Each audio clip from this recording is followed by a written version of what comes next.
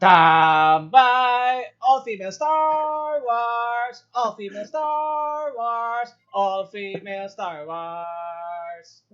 Hope Welcome they don't back fuck it up. to Tambay TV. I am your host, Alpha Hardo. I'm with the boys, boys. Ollie Peak, what's up? Willie Wilson, what's up in the What's crib? up? And man, Dude, how have you guys been? Ali's in a different hemisphere right now, bro. How are you doing there, up there in Pampanga, my man? he's in a galaxy far, far away. I'm telling you, man, it's one night, or one day, the power went off. So we had a brownout from like 12 o'clock until like 9 o'clock at night, man. Let me tell you. Oh, the I heat. was struggling. I thought I was going to pass out a few times. But isn't it Oh, windy man. here in Pampanga? I think I lost. I haven't been eating properly. I mean, I haven't been eating the normal diet that I normally eat. I just haven't been watching anything. Uh-huh. But I'm not. It seems like I'm not getting any weight because I've been sweating my ass off. You eating that tocino? No, just a lot of rice. Pampanga's best, man. Pampanga's best. Yeah, a lot of Pampanga's rice. best. Dude, for the first time in ages today, I played basketball with my brother. And for the first time, I used my shoes. I bought these pair of like fucking not up tempo Nikes that I haven't used. And it was my first time earlier. Not bad. They broke. What? Did they break? No. Because usually, you know okay. how the soles get crusty if you don't use them. Thank God Yeah, that hasn't happened yet. That happened to me. That happened to me so many times already. Yeah, me too, man. I love retros. Exactly. I used to keep the first time I experienced that was with my C Webs. Remember those Chris Webber ones? The ones with a strap. Those were the Air Max joints. Yeah, the second one. The second one, the full air sole.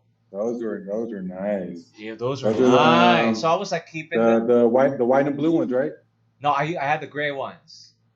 Oh, okay. The gray ones. Dude, Anyway. really, didn't Chris Webber wear just about every brand of shoe throughout his entire career?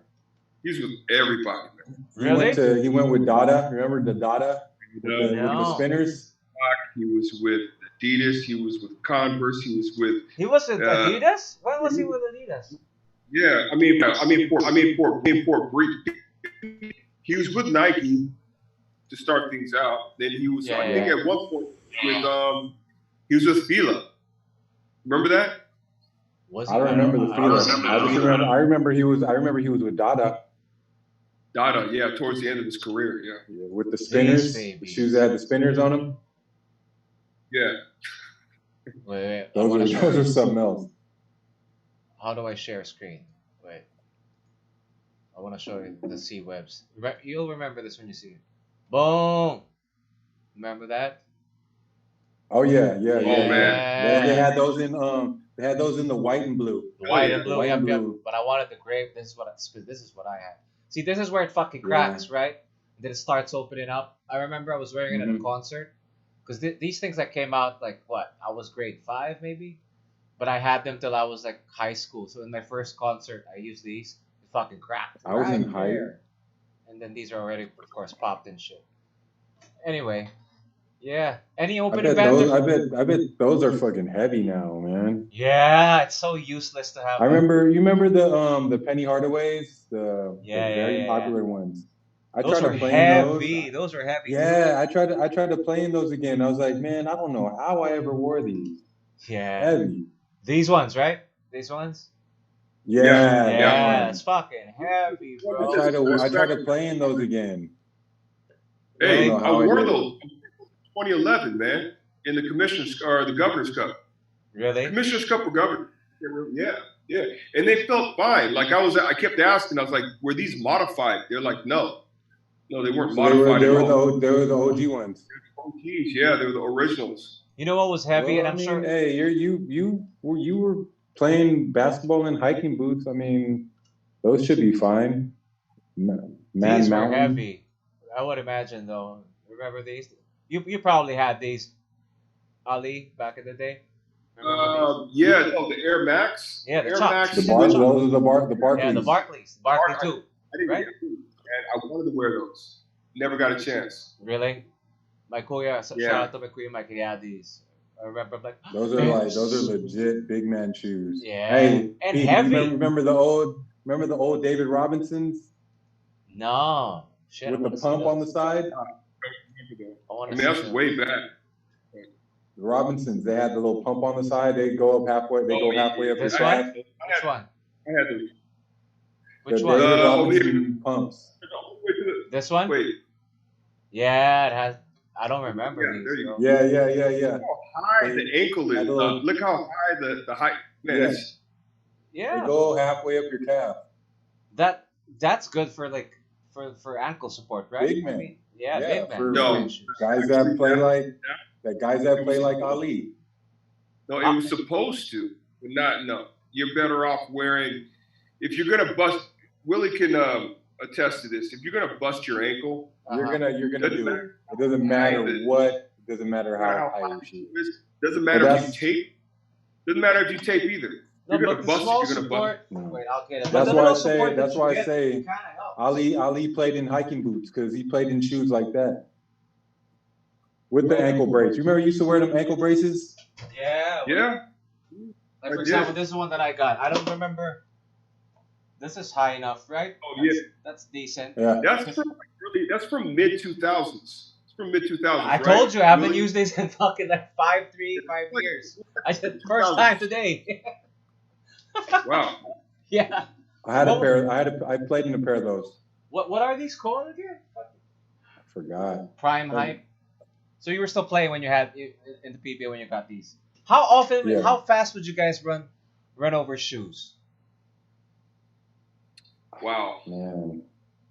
Me That's not a too question, often. huh? Not too often. I know. What is Because it?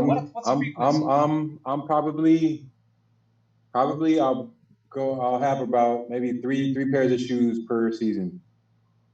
And when you say season, And I'll rotate them. So that's 3 conferences, and I'll rotate the 3. so you don't use like a lucky pair. I don't like breaking in a new pair of shoes. Oh, definitely. You're not breaking in. Yeah. I like shoes that are worn, and I mean shoes last pretty long with me because I don't move around that much. So in a year, I'm pretty conservative with my a year. movements. A shoe a year. Yeah. Because I remember when I would play 3 something times like a week. 3 times a week, I would finish a shoe like 2 years. 2 years. And then I have a couple that are just for practice. Just for practice. Ali, how about you? Yeah. Well, I had the contracts. You know, I had the N1 contract. Yes. So Tell us about that. I never knew you had a fucking annual contract. I'd get 5, 6 pairs of shoes Per conference. And one really gave me a lot of stuff. And one, I'd get like 10, Shout 12 out to pairs of N1. shoes. Yeah. That's right. So, you talk, and then the following conference, another 10, 12, probably more. So, Fuck, so you don't get to use all of them. Or you get to use, or you give them away. Just like, I didn't even know where to start. But I mean, like Willie, I don't like breaking in new shoes. It's really Yeah. I get that. You gotta pick like a bye week, right? So you don't have any games that whole week. You wear the shoe, Use them in get adjusted, practice, and then you go for it. Mhm. So Yeah, because earlier Hey, I felt Pete, it too. I was Pete, breaking I in got shoes. a question unrelated to shoes. Have you been working out? no, I have not. I haven't been Okay, doing well, shit. So I've been following this program for the past month. Tomorrow will be the last day of my 4th week. Okay. Yesterday, so it's a jump rope program. So everything revolves around jump rope, jumping, skipping rope. So you mix in a whole bunch of other exercises. Yesterday, I started feeling knee pain again on my right knee. Okay. I powered through it, and then I ACL, worked out MCL? again this morning. No, it's just patellar pain. Okay. So it's right at the base of my patellar or my patella. Uh-huh. So at the top of my patella tendon. Now, what can I substitute? Because that's my cardio. The jump rope is my cardio. We're older, man. We're not like Pael. I know, still man. pretty young. I'm old too, bro. But yeah. No, patella. I mean, Pael is 2 years younger than me. Yeah, it's not that far. You have like we have mileage under us, though. We've been playing for I understand 20 that. years. Okay, so what I'm asking is what can I do instead of that will save my knee? Because my knee, man, I can't even. I stand up from a chair, and I'm in pain. I feel bad, man. I feel bad. There's a lot of other things to get the heart rate up. To get my heart rate up. Oh, circuit training, man. Circuit training. This will get your heart rate up. Only... Sorry. Tell you what got my heart rate up a few hours ago, but Anyways, give him a program. No, I got a suggestion too. Ollie first. Circuit training. It is circuit training. What I'm doing already. That's what. So instead of skipping rope. Let me slow down. Let me stay away from the high impact stuff. Our joints can't take it anymore. I've tried it. Right. I've tried it. So what can I substitute? Mountain climbers. Okay. I know I said low impact stuff, but burpees. That's pretty low impact though. Burpees is high. Burpees I can do that, and I'll just skip the jumping part. Yeah. So for example, you go from burpees and then straight into alternate planks. I was gonna suggest that. Okay. To the side, you do that. Those alternate planks. You do that for 45 seconds.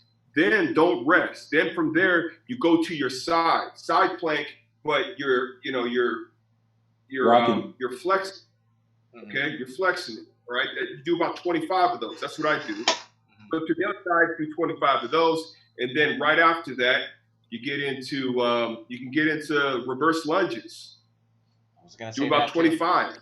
And front lunges. I was doing good. I had 3 good weeks, no pain. This is the first half of this week, no pain. Have you been stretching? Yeah, I stretch the quads out twice a day, man. Before I work out, after I work out, or 3 times. Plus 40. 40.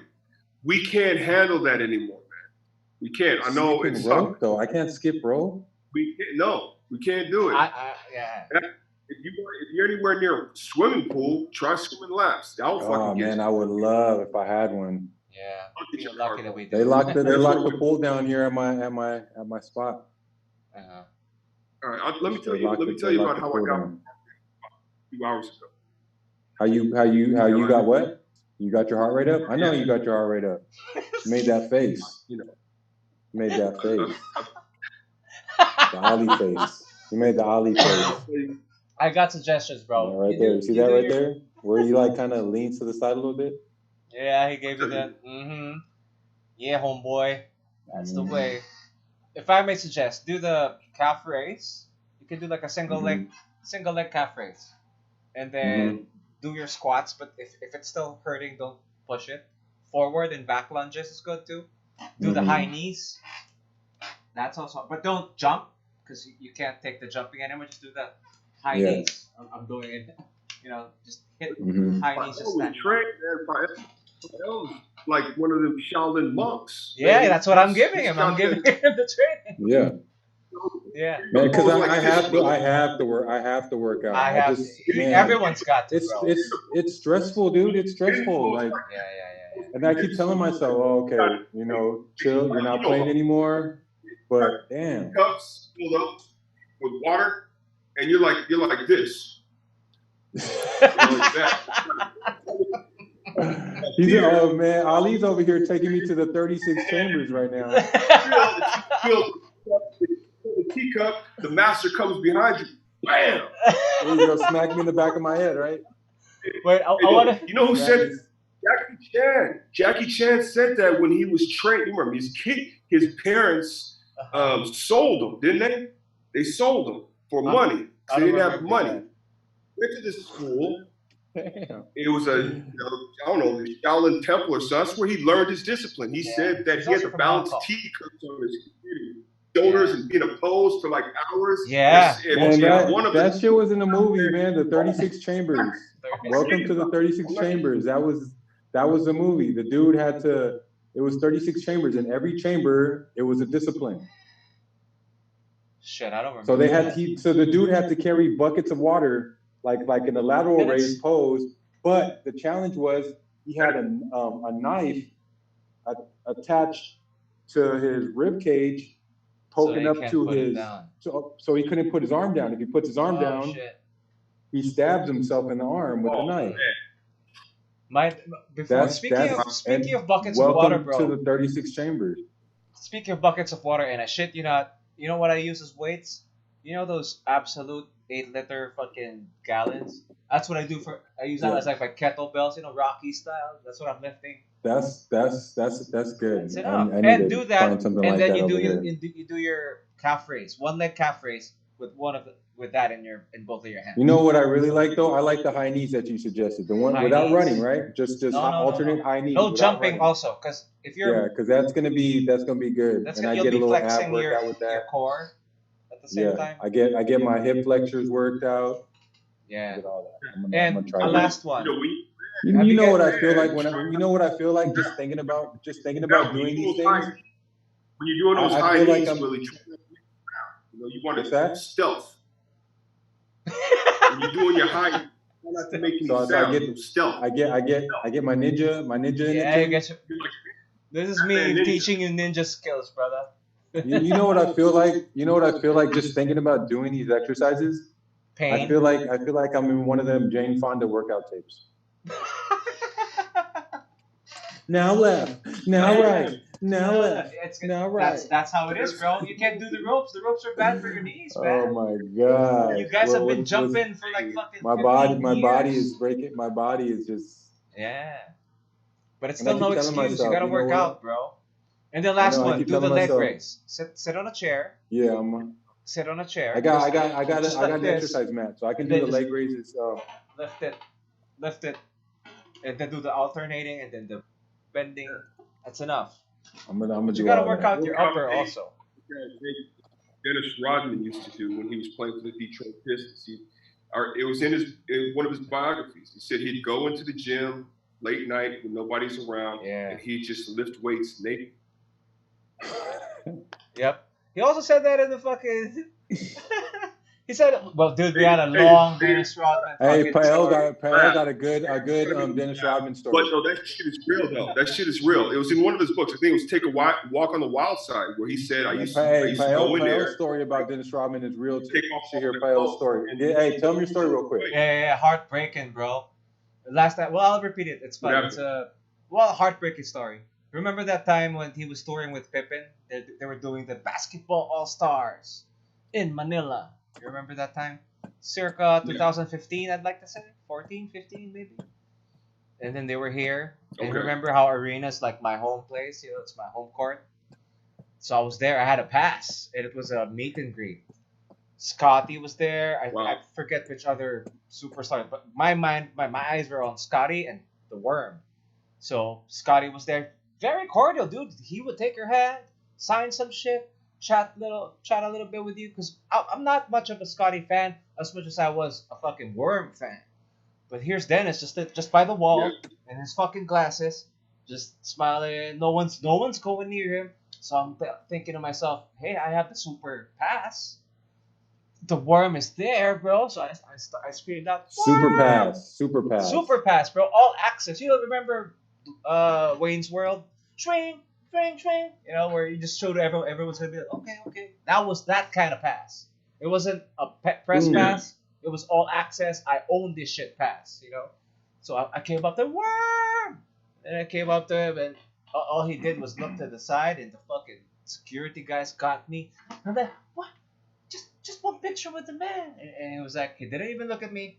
And then once the security detail stopped me, they fucking escorted him out. Just like that, he was gone. And people looked at me like, what the fuck did you do? I'm like, what? It's not my fault. He's there. There's a press gathering. What's your take on that, Ali? Is that a dick move? Or like you would make excuses coming from somebody with a huge fan following. Yeah, like yourself. Nice. Because okay, all right, before you speak, Ali. Ali, you stick out like a sore thumb here in the Philippines, right? Well, you do too, Willie, a little bit. Yeah, but not the way Ali does. Ali's just huge. There's nobody in the Philippines as big as Ali. I mean, okay, well, aside from like maybe Aussie, but that's the same thing with Aussie. Ali probably gets the same type of treatment. Wherever Ali goes, he's getting mobbed by people because he's just so recognizable. Yeah. So, I've experienced go ahead, that. Ali. But anyway, yeah, Go ahead, go. speak. Are you gonna defend the worm, or are you on my side that was a dick move? Willie, what are you still? No, we're asking. We've talked about this already. Ali speak. Yeah. No, I thought you were still going, man. No, I don't know. He could have been. Wasn't it the same time that he had to speak to his dad? Remember that? You talking about Mall of Asia? Yes. Mall of Asia Arena? Yes. Yeah. He did come into contact with his father. Yeah, now. And apparently they exchanged friendlies. But I've always known that that's always been a very sensitive issue with Dennis. The first time he came out here, they had a game in Arnetta. And I remember this. Don Aliato got a chance to play. And he said that he found out that his father was sitting behind the bench. And he said, hey, I want to be moved away from my dad. If you guys don't do that, I don't come out. Wow. I mean, I think that's probably what it had something to do with. I'm not making excuses for him. It was a bit of a dick move. Combined with what Willie said. I mean, these guys are coming into contact with so many people every single minute of the day that some days they don't want to deal with it. Some days they do. Like Willie and I know, like the moment we take a picture with one person, we actually have to think about that, especially if we're with our kids, with our family. The minute we say yes to one person, that you're calling the rest of the cavalry. So it's like okay, Ali, sorry, let me stop you really quick. Wait, no, Pael didn't frame the situation properly. I did. I said press. It was a meet and greet. It was a meet and greet. Meet and greet. So he was there for one reason and one reason only. No. What I said was it was a dick move. Yeah, it was a dick move.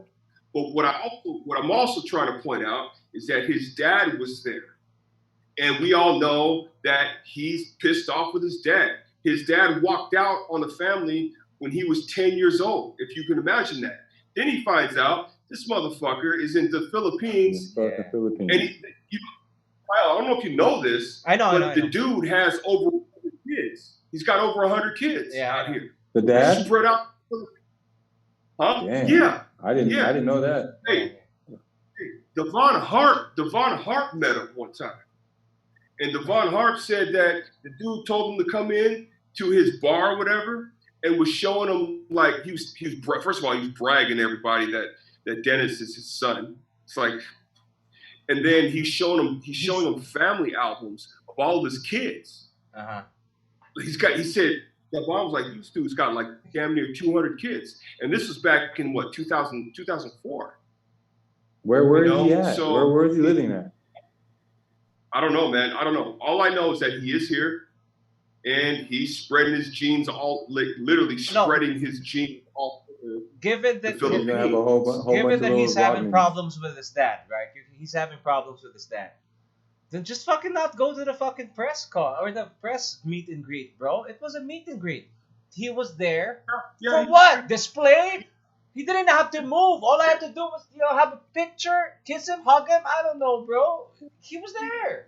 No one was talking to him. No one. Everyone was on Scotty. He was in the corner like a fucking, I don't know, don't touch me. So I'm like, but I love you. 100% dick move. Crazy because I'll tell you what.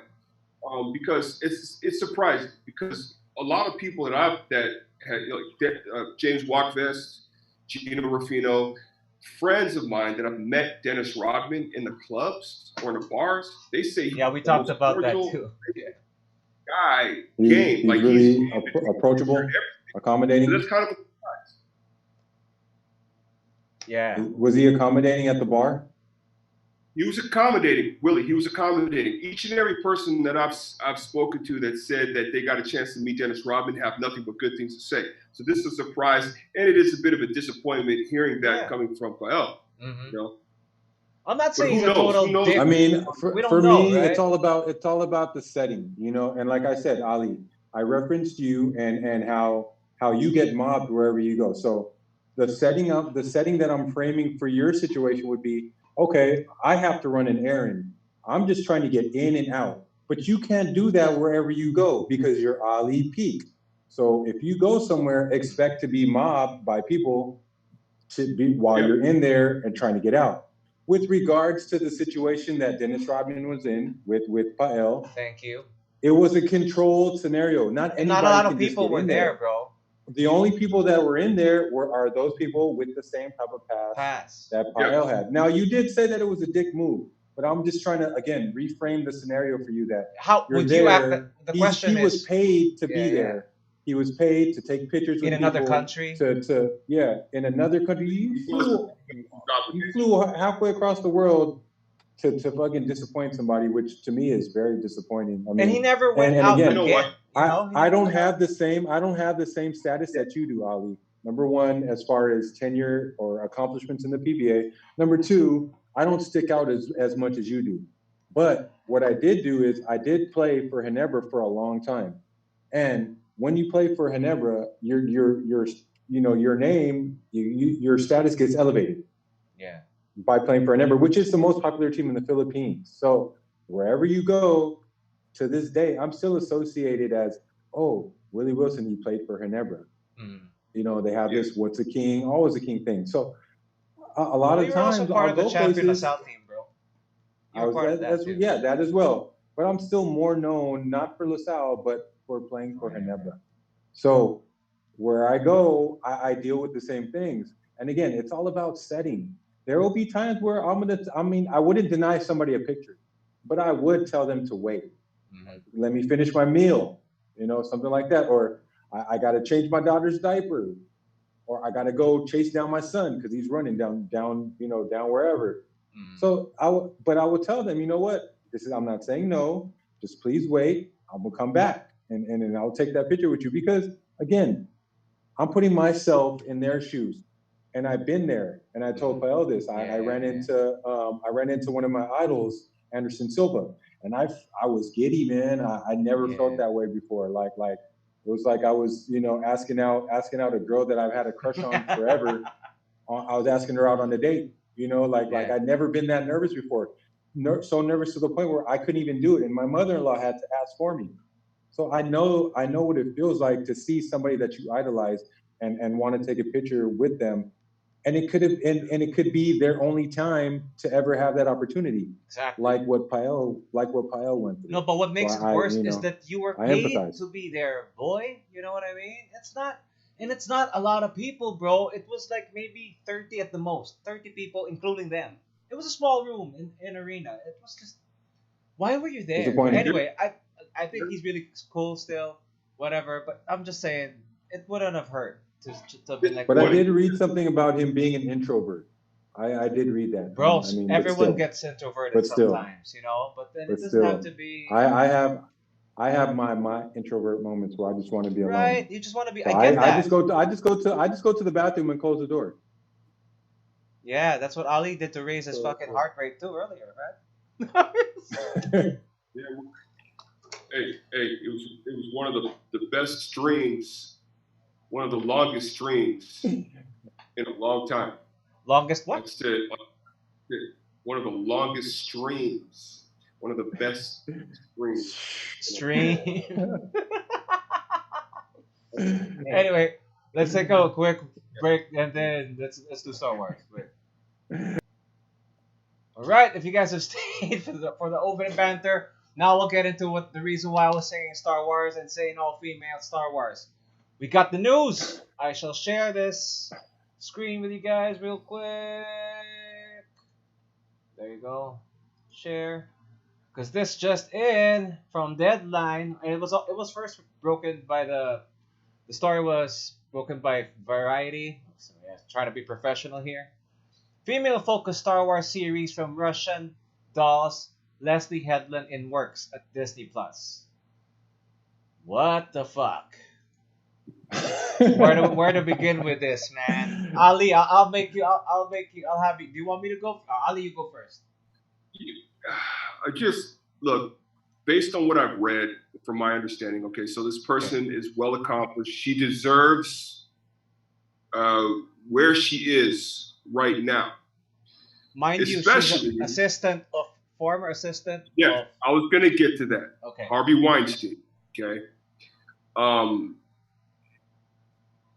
Look, you know me, Pyle. Yeah. I have to agree with you. I'm not really big on this. I mean, especially if they try to make it that obvious. I mean, this seems very obvious that they're trying to push some sort of agenda here.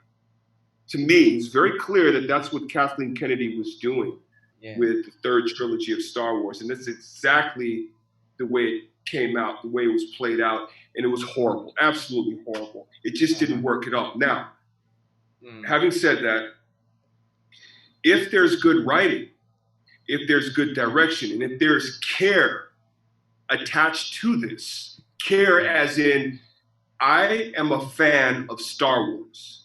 I love Star Wars. I'm going to hire the best writers, best producers to make sure that this not only is a message sent across to all the Star Wars fans, new and old, but I'm going to make sure that it is a great story with a little bit of the remnants and essence of what made Star Wars so great in the very first place, back in the late 70s. Mm-hmm. If it's all that, I'm all for it. I don't care. You can put as many women in there you want. You can have a bunch of gay, lesbian actors and actors. I don't care.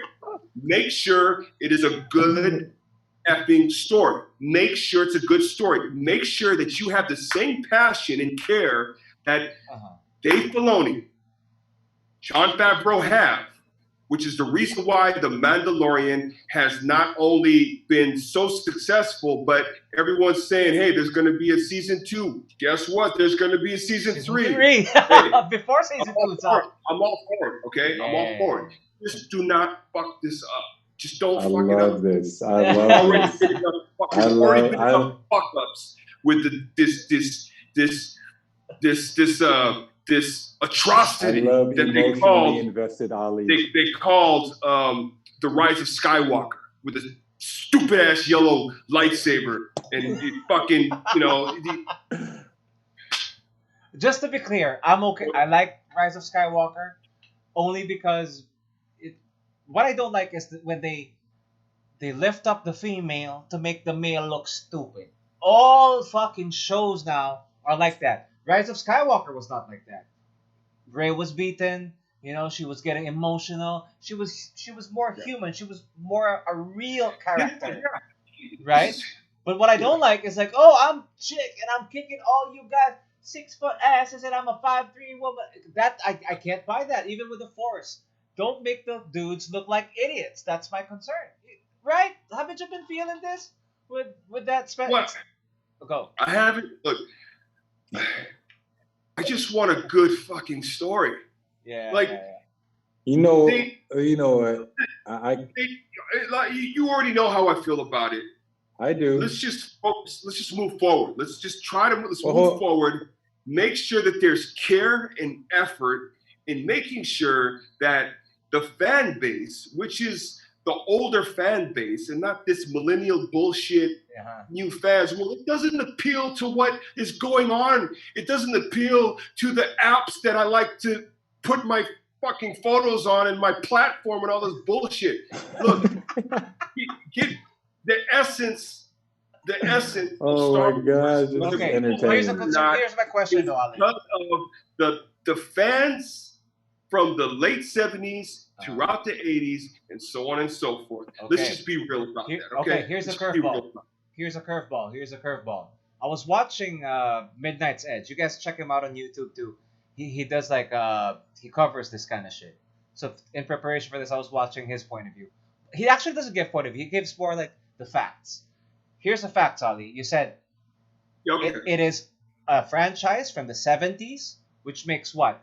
The fans of the old trilogy, more or less 40, 50-year-old male, or people. Let's take Yeah. gender out of it for the time being. Ali Peak's age. Exactly. And me, us too. I mean, a little bit of us because we were born around that era. So let's say 40 to Yeah. 50-year-old people. So here's a thought. Here's a line of thinking of Kathleen Kennedy. We need to move Star Wars forward, and we need to cater. That's why they, speaking to what you were saying, I don't need to blah blah blah cater to the younger audience because that's what they're trying to do. Where's the mistake, Ali, in your opinion? But Kathleen Kennedy thinks that the direction it needs to be moved in is towards the feminist side. That's another problem too. Yeah. That's no, because you don't just have empowered women watching these movies, They're not but fans. you also also have. I mean, you also have to do your research. I just feel like what's going to happen is it's going to be like a Birds of Prey version of Star Wars. I don't want to see that, and I don't want to see that. Hope not. I don't want to see that. Let's hope not. Let's hope not. I mean, I know Harley Quinn has her mallet, but there's no way. I mean, there's no way, right? When you watch it, there's no way she can kick all those dudes' ass with a fucking little hammer. I can't even. I'm not even convinced she could fucking swing. You know what I mean? I know she knows. I know she can do a little gymnastics, but no. No, right? We don't. No. And who else will buy this shit? The people who they cater it to aren't even buying it. You know what I mean? These are the type of people. Ooh, I heard Birds of Prey is woke. Let's go watch that shit. They don't have the purchasing power. That's my thing. You're right. That's why I just feel like we're gonna see Birds of Prey intergalactic version. No. From a galaxy far, far away. Birds of Prey. Ali, what are they aliens missing? of prey or some shit. What are they missing when they do this shit? When they cater forward instead of to the present fan base? What are they? I have an answer in my head. I'm sure you look. Well, okay, I'm just going to relate this real briefly to basketball. Sort of a young generation. Everybody, all the players wanting to be able to put the ball on the floor, which is just nothing wrong with that. Shoot threes. Big men, shoot 3-point shots from like half court because they want to be like Steph Curry. Which is fun to watch. Okay, all right, fine. I know the game is evolving. The game is going in a different direction now. I get it. It's moving forward. You have more versatility with the bigs. Okay, yeah, I get that. Okay. But Willie, and you back me up on this because we're coaching that, and I see it. I'm a broadcast analyst. I see it. The more something becomes obsolete, or the more we start to veer away from the history of what got us here in the first place, the more valuable it becomes. And I'll give you an example. So many guys don't want to post up anymore because it's not sexy. It doesn't look good. It doesn't make the crowd go, ooh, But really? So what happens? Is that a thing? People don't want to see that crap anymore. Post up is sexy, bro. I love post up. That's the only shit I could do. I know. The thing is that if you have post up, I'm talking about fives, big men. There's only two guys that come to mind. Joel Embiid and what's his name? The Greek Freak. That's it. It's the only guys I can think of. It's the only guys I can think of right now, off the top of my head. There was a point in time when you could name off, you could name off at least 10, 12 big men in the league that are dominant centers, right? Because they operated solely in the paint. Okay, so what happens? You forget how to defend these guys. Exactly. So when I do my analysis, there's Willie, you know this, man. There's not too many guys that can defend in the post anymore. It's like maybe one or two. And I'll even go as far as saying that that's how it is in the NBA. Yeah. Okay? So the more something becomes obsolete, the more something becomes a lost art, even more so, you want to teach this. Because more valuable not only does this thing become a lost art, people forget how to defend against it. So when you learn it, especially when not too many people know about it, teams don't prepare for stuff like that. So that's why it's so important. So what I guess, I mean, the correlation and just relating back to what we're talking about here, you always have to pay attention to your history and figure out what made this. Because at one point, the older fans were young at one point. The more things, that old cliche, the more things change, the more things stay the same. You know, recently I'm reading an article. Someone posted The Breakfast Club that came out in 1986. When you watch that movie, there are a lot of the same issues. There's a lot of the same issues that high school kids are going through today that they went through almost 40 years ago. It's relatable. It's relatable. It's very important for them to close that gap and never forget where it came from. And you can't just say, move forward. Kathleen Kennedy, in my opinion, was very irresponsible when she said that statement. I heard it came out of her mouth. Well, there's just not enough reading materials, not enough materials. That is a dumbest comics. I mean, that alone tells that's your top woman. That's your top person of Lucasfilm. That is the person who's in the driver's seat. And she says something like that, she's clearly, I don't give a shit how many millions she's worth, how much money she's getting. They need to get Silent Bob in there. You cannot be that irresponsible. You cannot be that irresponsible. It's like saying no one's ever dunked like that before Mike. Like, that is like the dumb, you know what I mean? Like no one's dumb. It's dumb. It's just there's just not enough clips on Michael Jordan. You know, this happened 30 years ago. We just don't have enough clips on Michael Jordan. We don't know enough about Michael Jordan. You know that statement that you made about things becoming obsolete the more important they are? Yeah. That statement not just goes for basketball, but just goes for anything. Anything. The more rare things are, the more valuable they become. Think gold. Yeah. Think diamonds. They're very rare, precious gems, which drives their value up so high. It's supply and demand. In the basketball setting, very low supply of post players. Their demand should be high. I mean, if I'm a GM and I see this player, oh my goodness, great back to the basket game. He has a throwback game. I'm picking him up just because I might end up playing against the Warriors. No, but that's the thing. They have no big men that can. If you play against the Warriors, your big man can score all he fucking wants in the paint. Exactly. That's what I'm saying. I might.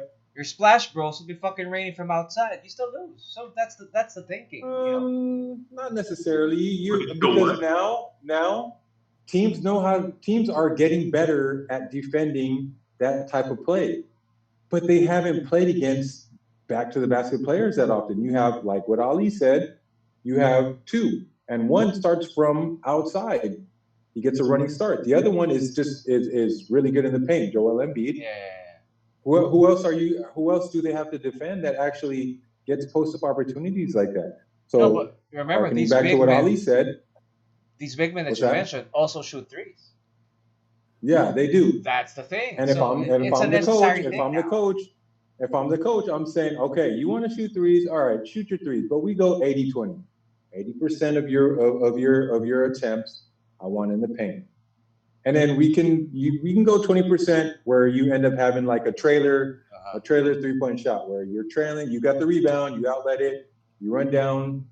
We can kick it to you at the 3-point line. You're trailing the play, and you shoot your three.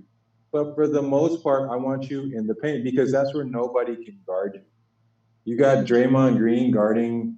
No, Joel but that's Embiid the thing. That's my Come question, on, though, bro. That's foul my trouble question. all day. Foul trouble. Yeah. Let's say that. Yeah, you do get a big man. You get you said 20. Just being devil's advocate. 20-80, right? Let's say that 80. Yeah. You get all 80% of your points in the paint, but you got two bitches like fucking. Steph and Clay raining threes on your ass. Your 80% is not enough. That's not necessarily. Like I said, teams are getting better at figuring out how to defend that style of play. That freewheeling shoot threes from way out there. Look what happened with James Harden. They're figuring out how to guard James Harden already. Force him one direction. Don't let him go back to his step back.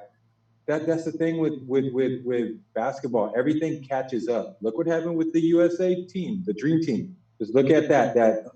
The Dream Team was blowing teams out by 30, 40 points. What happened to the next? It dropped down to about 20 points. Yeah. What happened to the next one that they sent? It dropped down around 15 points. So on and so forth. Teams catch up to whatever scheme that you're putting out there. It's just the way sport works. So now you find something different to do, which is it just goes full circle. The big men are going to come back. It goes for full circle. So they're starting to come back. They're starting to come back. So what if Ali? Speaking of putting it back, what if they come up with like a real fucking? Again, I need to see this girl's work. I need to see Russian Doll just so I know where she's coming from. I want you too. My problem is, she's, you know, when they say openly gay, it's like all of a sudden that becomes a point. You know, that becomes a story point all of a sudden, because you can't really introduce a lesbian until she kisses another girl, right? Well, what type of gay? Like, because there's two types of gay. You got the male gay and the female gay. So you want to see the butch one? Either way, it doesn't. Okay, because that ain't sexy at all. Exactly, that's my point. But what I'm saying is that ain't sexy. We've had and sex sells.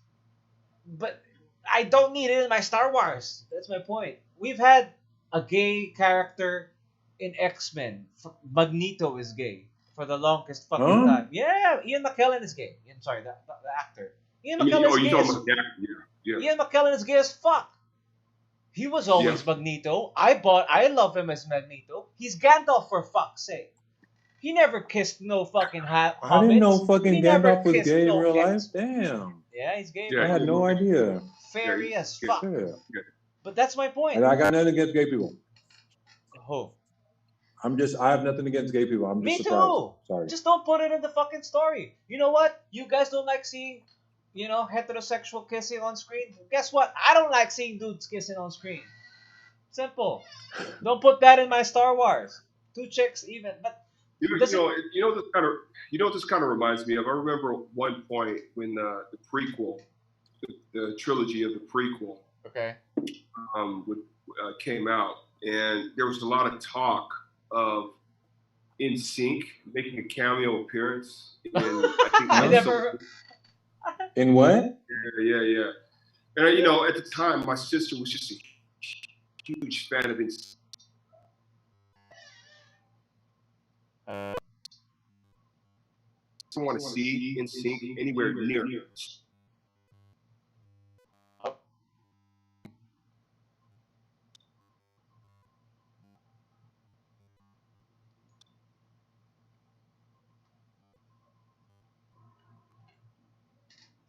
Oh no. Oh.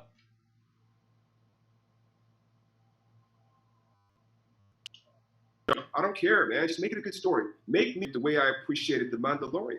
You know, none of this macho bullshit. I'm not trying to be macho. I'm just saying I want to see a good story.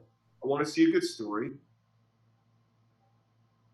For the next 30 minutes to an hour, depending on how many episodes I watch, I want to forget my problems. I want to forget about everything and just enjoy good writing, good acting, a good story. Good story. If you do that, hell, you kiss as many women as you want. I don't care. Me too. Yep. Plus, let's face it, I like seeing women on screen. But when they start doing unbelievable shit, and when I say unbelievable, if you give like if Ray jumps and flies, that's believable because it's in the context of the story. Just don't give me, you know, men are dumb. I don't like feeling like, you know, okay, all the men are dumb. All of a sudden, it's agenda. It feels agenda to me. I don't like that. You know what I mean? Just take the agenda out. This is the last time. I think the reason why we feel this way is because the trilogy, this last trilogy, was horrible. It was. It wasn't even horrible to me, honestly. Well, you know this. I wasn't horrible. It wasn't horrible. There were horrible moments. There were horrible moments. For me, you know why? For me, I'm just going to say it again. The reason why it was horrible is because they were careless. They did not take care of this thing the way they should have taken care of it. Okay? you know, you don't. How can you drop the ball on this? They dropped the ball. This thing should have been epic. This thing should have been on the same level or probably bigger than the Avengers. It should have been.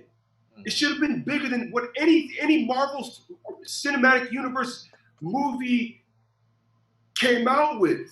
It should have been, and it wasn't. And they have the budget to rival them too. Huh? They have the same budget to rival them also. Yeah, they do. Yeah, it should have. You're 100% right, Ali. You know what I'm saying? Right. You know what I'm saying? You're 100%. You're 100% care. It doesn't matter about correct. how much money. I'm talking about. Yeah, of course they have the capability, but that's it's got nothing to do with it. They should have done a better job of the right. They were careless. They were looking at more revenue than anything. They could be careless. Then they felt like they had the wrong people attach whatever, do it, and we would be happy because of the simple fact that it's Star Wars. No, they were gravely mistaken. They were wrong, and they didn't show respect to the old characters, which also pissed me off. Pissed me the fuck off. Here's my last question on this topic, bro. And this goes. You both can answer this. If you were to, it's happening. We have no choice. It's going to happen. And given that it's Favreau, Filoni, 80% of their powers on the show. Yeah. Would you take it before the original trilogy, or after Rise of Skywalker? Timeline. I'm sorry. What question? What was the question? The question is the story. Where would you put the story? After Rise of Skywalker or before Phantom Menace? Pick one. I don't know. I want to go before. There you go. Why? Why would you go before? Because there's more out there for them to pick from, right? So they have no excuse to mess it up because it's all there. That's the way I look at it, and I love history. Okay, that's a good answer. I take that. Ali. I say after. There's enough material out there, Pael, that you think about Star Wars Rebels. That was what? That was after. Exactly. That's why. Okay, before New Hope. What we're seeing with the Mandalorian is 5 years after Return of the Jedi. That's why. Pick a timeline. You know so much. That's why. They're going to come up with other spin-offs, right? I mean, correct me if I'm wrong. There's Obi-Wan Kenobi's still. Yes. Is Kenobi still on hold? I mean, what's going to happen with that? There's Sparks of Sky, a young Luke. Hopefully, the latest. We talked about Darth that. Vader. Yeah. Darth Vader. Darth Vader. I don't know. There's too much going on there. There's too much going on there. I know. Pick one. Pick one. Oh yeah, what I'm saying, I'd say after. That's why I was trying to establish my point. Okay. After the third trilogy. Because let's move forward. Because you want to. Because there's just too much stuff in the past already. Let's move forward. Let's see what other they've been talking about wanting to expand the Star Wars universe anyway. So let's see what else is out there. Okay, good. That's a good answer. That's an answer. Love it. Because your answer would depend on shit you want to see. Like for example, the characters could still interact with Chewbacca, with C-3PO. If you go before, you get a clean slate. So, I mean, there are two sides to it. That's why I asked it. Because do we want them seeing The Mandalorian, an old version of Boba Fett? Or like an old, whoever else, That's why I just had to spice that up. And I was thinking about it too. Where would I fit? I hear you. Where would I fit it? Anyway, so yeah, that's the Star Wars bit, bro. And unless you guys want to say anything else about the Star Wars, you want to move on, Ali? You want to hit it with Well, just one more thing. Just one more thing, because you know how passionate I am about Star Wars. I know, bro. The sense I get about that, I just don't see that story being anywhere in the past. I see it in the future, right? I just think that story that they're going to come up with, is a little bit more relatable to the generation of now. Now, what I said earlier, just so people don't think I'm contradicting myself, is, the essence. Okay, yeah. But at the same time, you still have to acknowledge the other fans out there, which is the newer fan base. Mm-hmm. You know, I don't want to exclude them by just being an old school grumpy old man. I want to include. I think that's part of the. I think that's part of the healing factor here. So part of the healing, and let's move forward with great stories. Make sure that the people that are producing this whole thing are taking care of it. That's all I want. Okay. Well, speaking of going back, I got an idea. We can move back. I don't know if you guys are familiar with the Night Sisters. Okay, let's do a little teaching moment. Do you mind? I'll just do this real quick. Yeah, the Night Sisters. Okay.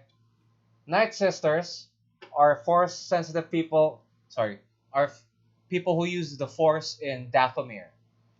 That this was in Night Sisters, Star Wars, in the Clone Wars. I'll show you guys a picture. So that's Mother Townsend. You've seen some of these episodes, Ali. I've shown you some of these episodes. So these people are on Dathomir, and remember, Clone Wars happened. You know, that's more or less in between the Revenge of Clone, Attack of the Clones and Revenge of the Sith. So if we're doing like a prequel, we could do the formation of the Night Sisters. See, if you do that, okay, you know what? Then that's a prequel. And it makes sense. Why? I don't want to go. I don't want to cut you off, but you know what? If this is what they had in mind, even though this is supposed to be in the past, I'll go for it, man. Right? That's what I'm saying. Cool. This looks cool already. This looks cool already. Yeah, absolutely. Right? This is where I would take it. This is where I would take it. You know, again, make sure it's good writing, good production. You do whatever the hell you want with it. Because, you know, did we see some of these characters in the Clone Wars? We did. We did. That's why I'm showing it. Yeah. This is Anakin Skywalker. I remember Anakin chasing one of them. Asajj Ventress, maybe that. It was in the rain. Remember, they had their lightsabers drawn, and it started raining, and you could see the steam coming from both Anakin and this girl right here on the left, Ventress. Ventress. He fought Ventress. He fought Ventress. He did. See, that's why. That's what I'm saying. Bring it. And I would like to see that. Exactly. Yeah. And what's the significance of Dathomir? I love Dathomir because it's the home world of fucking Darth Maul and Savage Opress. Darth Maul. So you get your. That's why they look like Darth Maul, huh? Yeah, but Darth Maul is a Zabrak. That's his real race. But he's from Dathomir, so he's a Dathomirian. So I would bring it there, man. I would be like, dude, check this out. That's like cosplay. But imagine those like hot actresses, showing some skin, doing some action. I'd buy it, right? The dudes may be like, the older, the wise ones instead of like the retards that they end up beating, Give them like an Obi-Wan or like a Max von Sydow type character. I don't know, man. Right? That would be cool. That's where I would take it. So going back in the past is not bad either. Because that's the only girl group I could think of where they could fit. Yeah. Maybe it is. Maybe you hit it right on the nail, pal. I think that this would definitely get hit. I've been thinking about it. Yeah. Yeah, or like this, right? But then in real life. These are cosplayers, of course. The Night What I'll Sisters. do is I'll ask Royce to put on that costume. Looking like Spice Girls and shit. Like Psylocke, actually, if you look at it, right? Psylocke wrappings on the legs and shit. Yeah, that's my suggestion. That's where we should take it. All right. Got it? All right. Yeah. Cool. Yeah, I'm game for that. Something we wanted to bring up, Ali, bring it up, and let's do another break real quick. Okay, Ali, bring up the thing. Well, okay. So before you saw the link, and they're talking about, going back to the Eternals, and they're gonna go and talk about. I don't know if this is confirmed or not. It seemed like it's confirmed. And if it is, this is a great storyline. And I think many of us want to see Thanos come back because he did such a great job. I think Josh Brolin, I don't know if it's going to be Josh Brolin this time, but we're talking about a young Thanos because it's going to explain a young Thanos in the movie Eternals, and that makes this story even better. Just going back to the origins, the Celestials are, these gigantic, powerful beings that insert genetics into the most dominant species on every planet. Star-Lord's dad. Okay. They're just an ancient race. They predate Asgard. And they predate gods, right? so many galactic communities, actually all the galactic communities. And at one point, they wielded the Infinity Stones. And we got a chance to see that in Guardians of the Galaxy, when the Collector was explaining to the Guardians of the Galaxy how powerful the stones were. And we saw a glimpse of some of the Celestials destroying planet after planet when these planets didn't meet up to their expectations. Okay, so how does this tie into the Eternals? How does it tie into a young Thanos? Well, how it ties in is that the Celestials came to Earth. Okay, they injected their genetic code, creating the Eternals, but also creating a balance. They created the Defiance. Alongside of that, they created human beings. In addition to that, the mutant gene code was established in the human population. That's why we have mutants. Yeah. So again, we're talking about portals of how Phase 4 and Phase 5 can come about, bringing in some X-Men. This is going to be a 10-year span. We don't know. Like, it's not just X-Men's not just going to come about through their individual movies or their movies, period. They're going to be introduced section by section through different types of movies, and Eternals is definitely one of them. Now, bringing young Thanos into this, young Thanos is actually an Eternal from his home planet Titan. And how that happens is that these two Eternals gave birth to Thanos.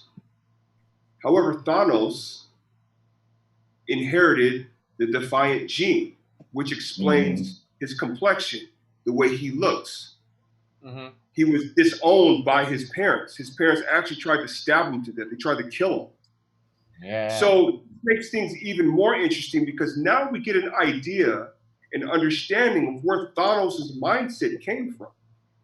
So you think they'll do it in a flashback? Yeah, go ahead. Do you think they'll just... You know what? I don't know. I have no idea. But I'm just excited to see. I hope. I don't know. Who knows? Would you want to see this? Because according to the articles, it's concept art for Endgame. You would. I would want to see it.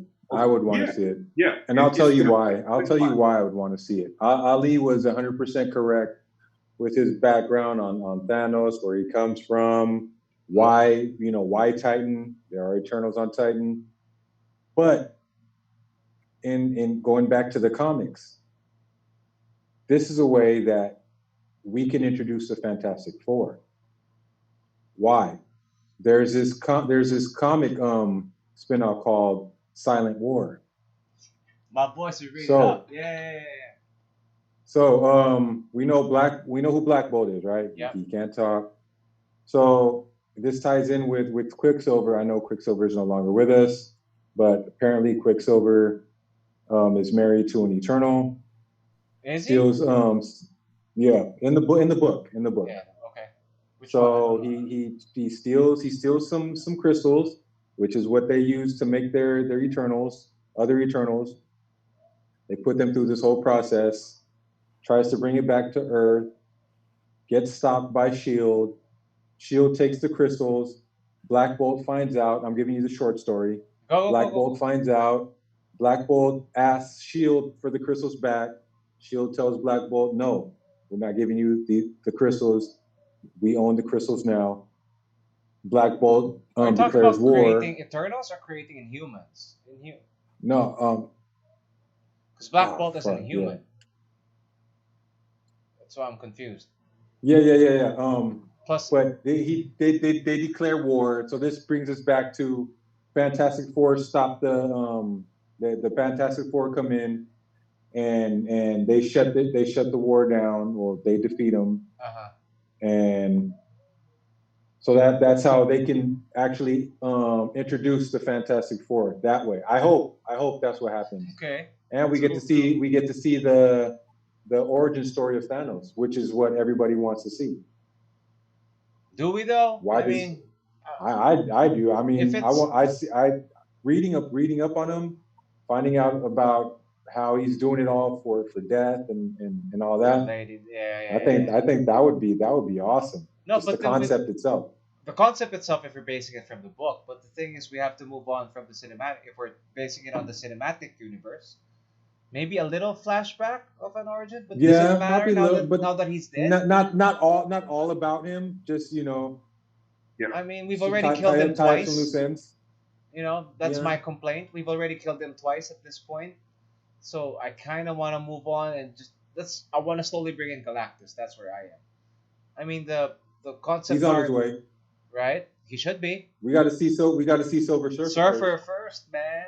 Norrin Red first, baby. That's where for me, that's their next big event. So I don't really.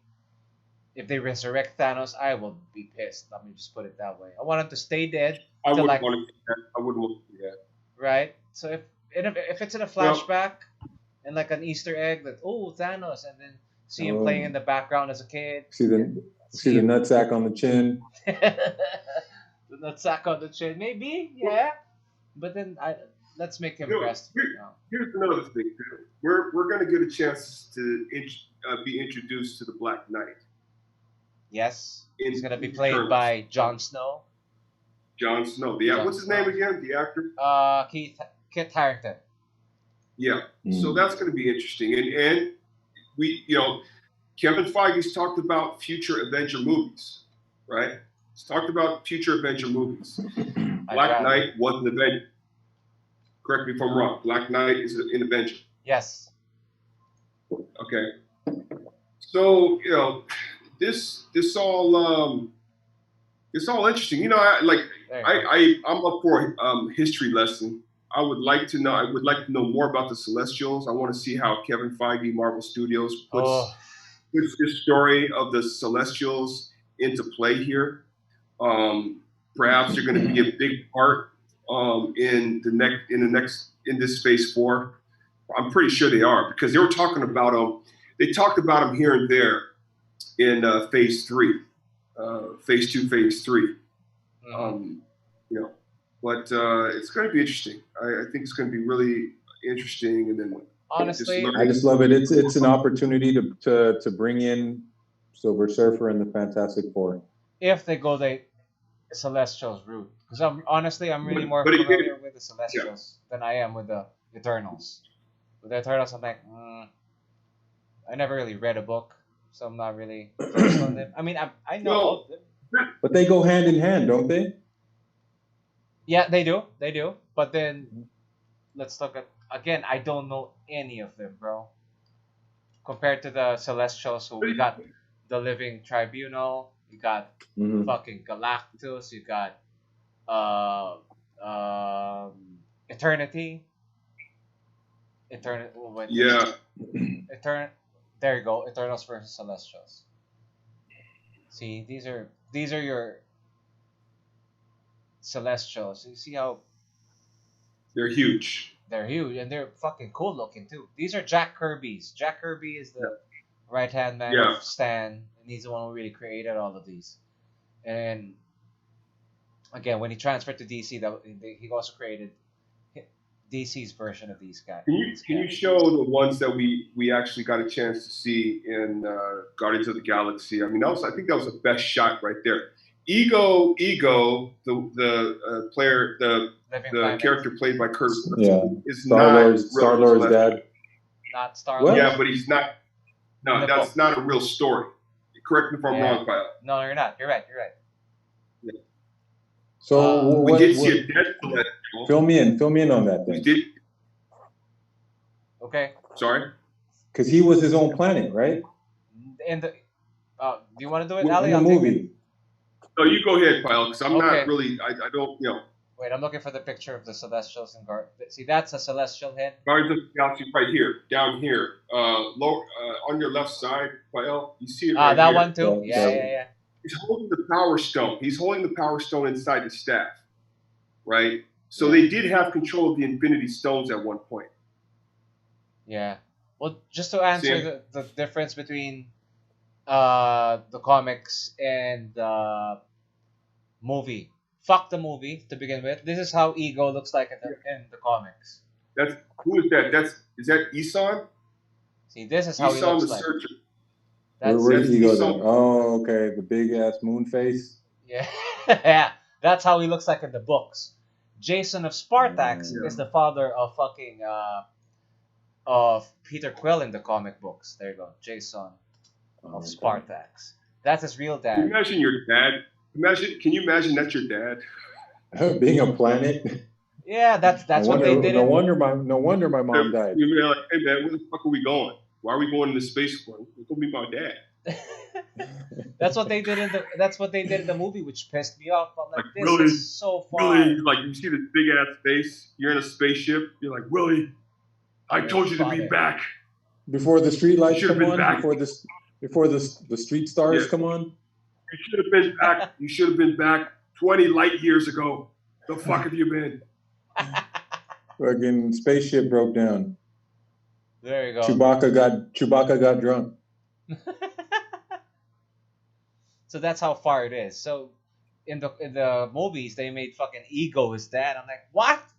Because what I loved with the whole Jason of Spartax versus Ego the Living Planet is that he was like he was royalty from another planet. So it was cool that you get that whole Jon Snow-esque story of Peter Quill having more than just a deadbeat dad or whatever. But now it's like a deadbeat dad, but you have the power for planet 2. What the fuck? No, he's human, dude. He's half human, half alien, but humanoid. Anyway, that's where my mind goes. So I'm like, fuck that. I'm not buying into that shit, man. Well, yes. I got one more thing here and another theory. Go hit it. Okay, so we're gonna take it back to Messiah Complex. Again, Kevin Feige and his researchers are probably trying to put together some sort of stories for Phase 5 as far as the X-Men and mutants are concerned. He did say that he wants to introduce X-Men or mutants, mutants actually, that haven't really been focused on in the previous movies. Now, connections again. I want to go to, what's his name? Gentle. He's Gentle. Again, connections. Let me look that up. Go. What's his name? You probably know this better than I do. Go. Nesno from Wakanda, who was a mutant. Okay, he's actually part of the new X-Men. And he was in the Messiah Complex. I guess I'm assuming he's half black, half white. His mother's from Wakanda, but here's where it gets interesting from two fronts. One, Aurora Storm, who married King T'Challa, decides to take this mutant who was born in Wakanda under her wing to be part of the new X-Men. Okay, so that's one. That could be Gentle. Spell. Yeah. I want to show them a picture. I don't know this guy too. What's Gentle? Nesno Abedeni. Spell. Yes, that's it. Can you do it, Willie? Can you flash on your screen? His tattoos because. Oh, there's the guy with the tattoos that grew up. That's him, right? Yeah, those tattoos. Now, guess this is what's cool about there. Now he has the ability to transform his body into becoming more muscular, but he can lose. They call his X-Men counterparts called him Gentle, the new X-Men that is, because he's very passive. He doesn't believe in fighting. He doesn't believe in being aggressive and using his powers in that manner. He's more of a meditation type person, and I guess what you could do is look up Gentle Marvel. Here. I know, but I can't. Now, here's another cool thing about this character is that in order to control his power... Are you sharing, Willie? Man, I'm trying to. This. Okay. I'll give it. It's hard to do it on the phone. Yeah. Hand it over. I got it. Hand it to me. Okay, go ahead. Let me get out of this. Go ahead. You got it. Okay. My phone's not. In order for him to control his powers, they made these tattoos. Yeah. The lining of the tattoo or whatever they're using is made out of vibranium. There To you control. go. Nice. I think it's really cool. I think for one, I think that's a very interesting character. Now here's he looks like a yogi. Here's the other connection. His father is Russian, perhaps part of the Red Guardian, which is the Russian equivalent to the Avengers. Black Widow's coming out. Yeah. Black Widow's coming out. This would be the perfect opportunity to introduce the origin of this mutant's family. Okay? Because what it's suggesting, and I don't know this, maybe we could look it up right now. Who are his parents? His parent, he's half Russian, half Wakandan. Wakandan. Yeah, Wakandan. They did show a picture of the That's Red awesome, dude.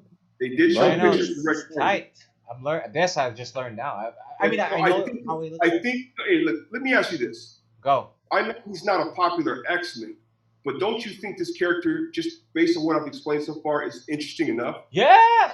Hell yeah. Fuck yeah. I don't remember reading about it. If you want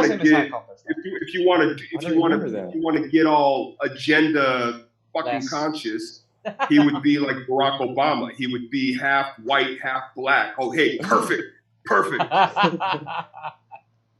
That's a cool intro. That's a cool segue. But I wouldn't touch the Messiah complex though. I wouldn't touch it until I'm attached to X-Men. When they die in Messiah complex. You know what I mean? What I'm saying is, I don't think they're going to touch. Who knows? Who knows what the hell they're going to do? There's a lot of talk about Secret Wars, but I'm saying that they're not. I don't sense that they're going to touch the Messiah complex. But they can definitely get some of the characters that were part of New X-Men, X-Force, and the X-Men. Again, Kevin Feige's already expressed interest in using mutants that we aren't really accustomed to seeing. Yeah, that's really moving forward too. I like that. I had to bring this guy up because I said, "Wow, this guy's very interesting." Cool. Yeah. That's a good call. We can look back on this day and say, Russian, "Fuck it, Ali called it." Because I like the idea because it ties up Wakanda, Storm, and the X-Men, and also the fucking Russian. When they do this, I have a question for you guys. When they come out with the X-Men, I know we're on a different timeline with regards to the cinematic universe, Marvel Cinematic Universe. Mm-hmm. Do we want this to happen pre M-Day or post M-Day? Because we don't do M-Day.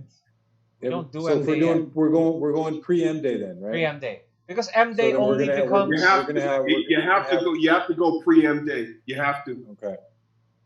To those who don't... Okay, so pre M-Day, so then he's still in Wakanda. Yeah. Or he's already at the mansion. Well, we don't... Okay. The good thing is we're going to see Easter eggs. That's what we can look forward to.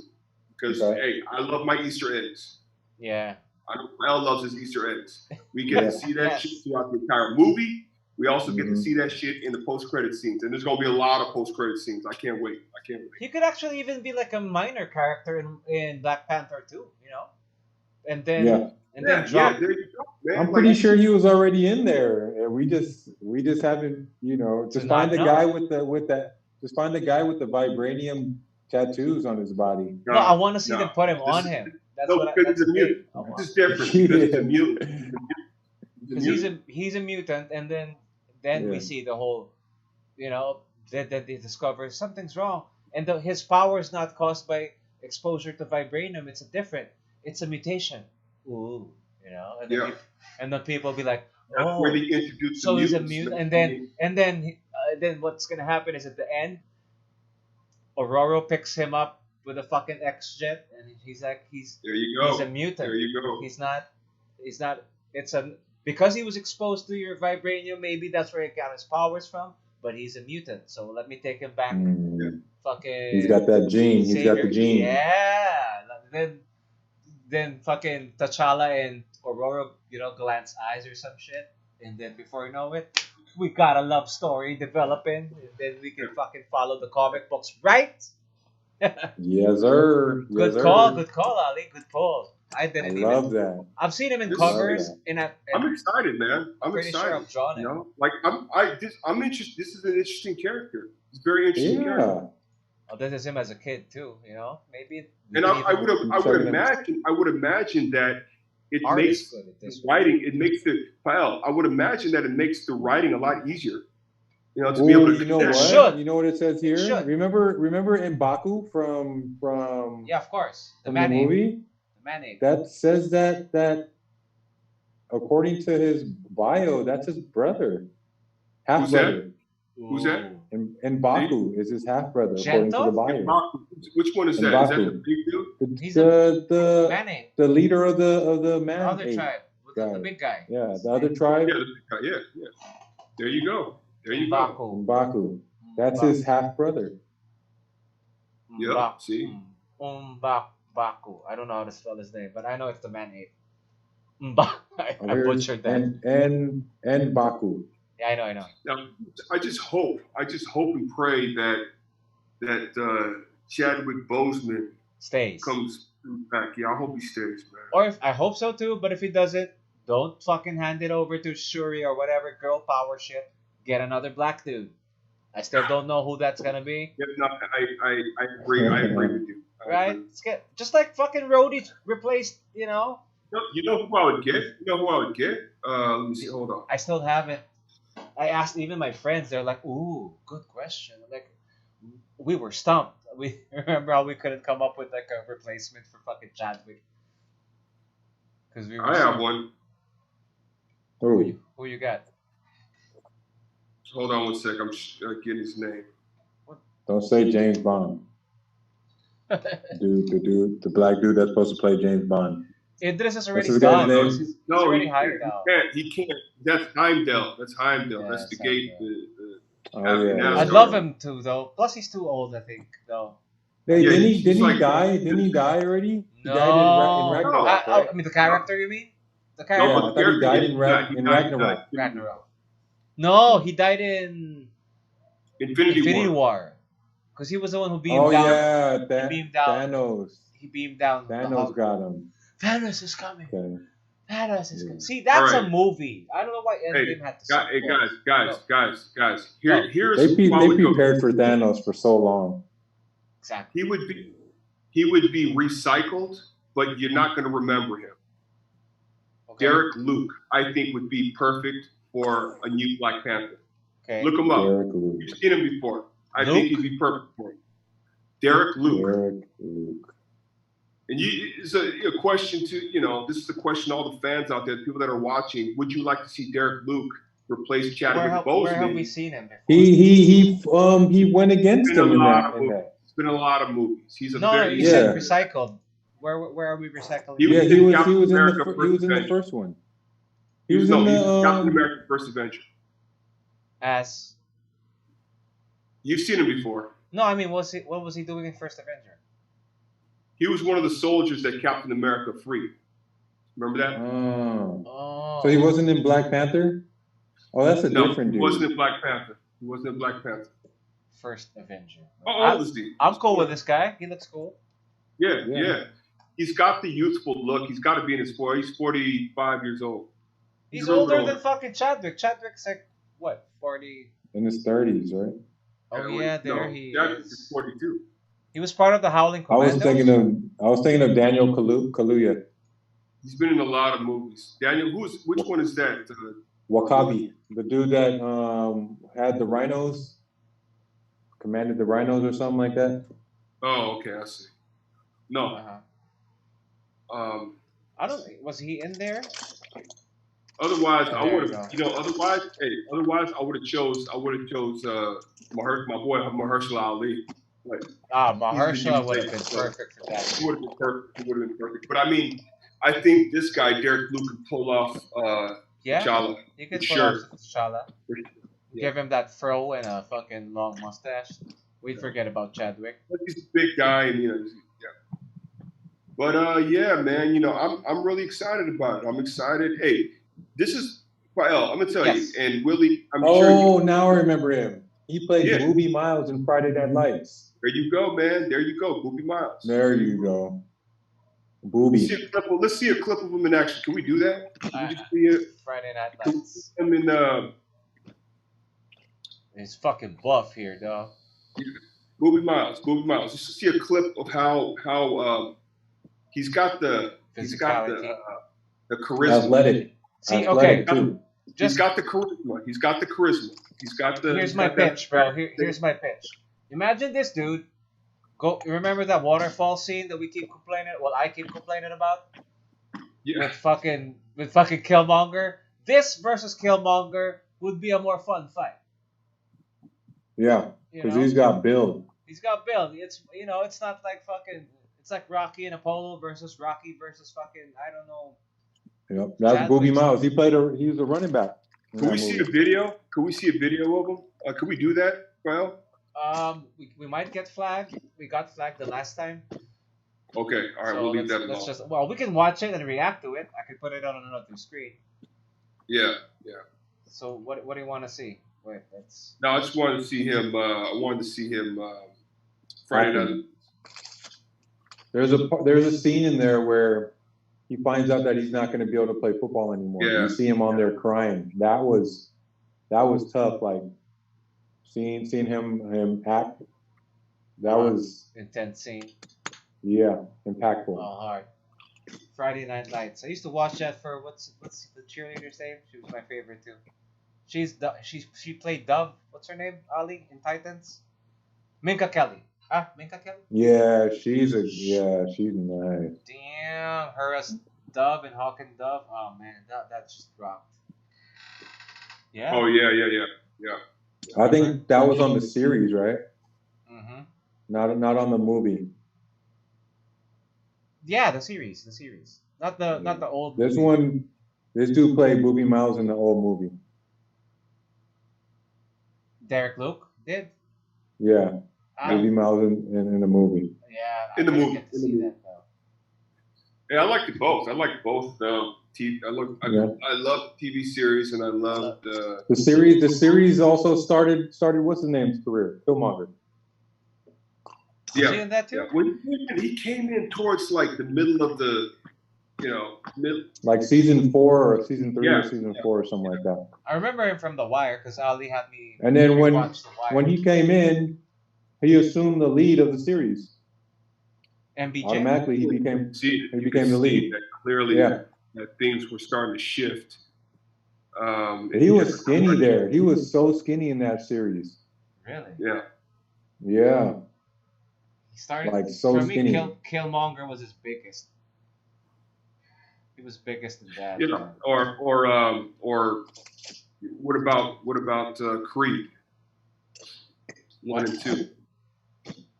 He was bigger in Creed 2, I think. Yeah, he was bigger as Killmonger though, but he was pretty big. Pretty big. You know what? I salute this guy. You guys want to see as Colossus? He goes all out to change his physique. Colossus? What was the question, Ali? Sorry. Let's find another big Russian guy. I have one in mind. The Russian, the son of Drago. Oh. Yeah, the dude that was in Rocky? Yeah. No, in Creed 2. Creed 2. Yeah, Creed. Fought against Creed. What's his? You can do it. Creed 2. Put a whole bunch of silver paint on him. What's his name again? Creed 2 bad guy. Creed 2 cast. That guy would be cool. Plus he's got the Russian. Or play a bad guy. What's his name? I can't find this. He's not in the top of the cast. There you go. It's a big dude, man. He's a big dude. Yeah. What's Florian? I can't share a screen anymore. It's hard to pronounce, bro. Check it out. Just type Creed 2 cast. That's him. Let me check. Well, Pael, oh, that's it for me, man. That's all I got. Cool. Yeah, let's do another break real quick and let's do Sure. some comic talk with Willie. Florian Montiano, well, whatever. Montinu? Right? How do you read that? Montinu? Montino, young too, 29 years old. He's Oh yeah. German. Big guy. So for the next 10 years, you'll be 40 years old by the time Yeah. he's done. Boom, big guy. I mean, the Yeah. guys, people That can would see be it. The guys it's a can. huge break, man. Anytime Marvel Studios comes calling you, you know it's going to be something big. Fuck yeah. I must break you. Better be. Colossus, he would be a fucking awesome Colossus. Yep. Yeah, I'm browsing through his fucking page right now. I mean, shit right now. All right, let's pause real quick and let's do. All right. All right, so that closes that thought. Next up, we got ever since the quarantine. To those of you who's just been listening to us, I got these guys getting to read comic books, and Willie's been on a tear, like a fucking faithful tear. He's been reading a lot. And last episode we did a lot of X-Men. Like today we still touched on X-Men. It's impossible not to touch on X-Men because all three of us love the X-Men, So, but for now we switched to the other side of the fence, which is DC. And we were talking about Red Sun the other time, and I told them that it's based off a series of comic books called Elseworlds, and Willie was like, Elseworlds, what's that about? So I told him it's a reimagining of the characters in another timeline or fit into specific storylines. And specifically, I to those of you who've listened to Tambay enough, I could not stop harping on fucking the Batman vampire trilogy of Elseworld stories, starting with Red Rain. And Willie finished all of it. Willie, what are your thoughts on the fucking Elseworld? Okay, well, Batman before I go in, okay. I'll settle it like this. This is straight from the book. Okay. Elseworlds. In Elseworlds, heroes are taken from their usual settings and put into strange times and places. Some that have existed or might have existed, and others that can't, couldn't, or shouldn't exist. The result is stories that make characters who are as familiar as yesterday seem as fresh as tomorrow. Now, if that does not get you excited to jump in and into these books, I don't know what will. I don't know what will. So basically, and I told you this earlier. I love history. And who hasn't heard of Bram Stoker's Dracula, right? So we've seen so many spin-offs of Dracula, so many reincarnations, his origin and this and that. You combine that with Batman. That's just, I mean, that's a recipe for that. It's exciting just hearing that. I mean, you have somebody, we know that, the myth is that Dracula turns into a bat, and we have Batman fighting against Dracula, and the setting is Gotham. Yep. Right? Fucking. I mean, Dracula comes to Gotham. Dracula comes to Gotham. Why? Because Gotham is a shithole. Yep. Basically. Yeah. So you can, Dracula can go to Gotham and fucking kill people, and he'll just blend in with all the other villains. Exactly. So I mean, without spoiling it, that's what I can give you on the book. It's Dracula comes to Gotham. Batman, being Batman, the detective that he is, has to stop him. No. Like what I loved about it was. Okay, well, what I loved about it is. Okay, go ahead. No. How he connects to Batman, because as a vampire he ends up killing people, right? He kills people. Right. It becomes like a serial killer. Yeah, Yeah, baby. Red Rain Rain first. Gotta check that out. Check that out, brother. So so it was sold as a series of like murder. So Batman's like, his MO is to bite it on the neck. You know what I mean? And so what he would do is okay. Now I'm spoiling it. Spoilers. I mean, it's a 40-year-old book. I want to know more. Okay. So what Dracula does is he bites the victims. Yeah. And then to sell it as at just being a random murder, he slits their throat. So he drinks the blood, and then when he's done, he slits their throat, right? And he's doing this to just random people, random homeless people. So you have prostitutes, you have homeless people, Yes, people just like that nobody, people that nobody would miss, right? So Batman catches on to this, and then the mayor of the city is like, I don't want to create a panic. He tells Commissioner Gordon, let's keep it under wraps. You go ahead, you go and try and solve the murder without, putting it out in the news that we have a serial killer on the loose. So naturally, who does Commissioner Gordon go to? He goes to Batman. And Batman now has to face off with Dracula.